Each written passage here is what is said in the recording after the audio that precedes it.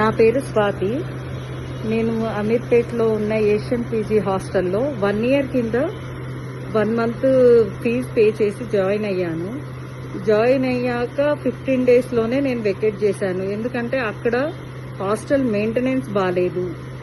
ఆ హాస్టల్లో ఫుడ్ అంత సరిగా ఉండేది కాదు.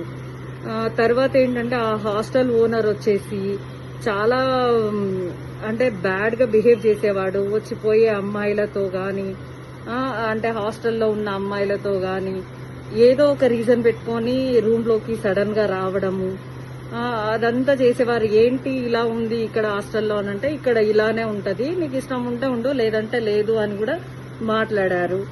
సరే ఇదంతా ఏంది అని చూస్తే అక్కడ ఏంటంటే అబ్బాయిల కోసం అమ్మాయిలను పంపిస్తున్నారు అని కూడా కొంచెం నాకు వేరే అమ్మాయిలు చెప్పడం జరిగింది.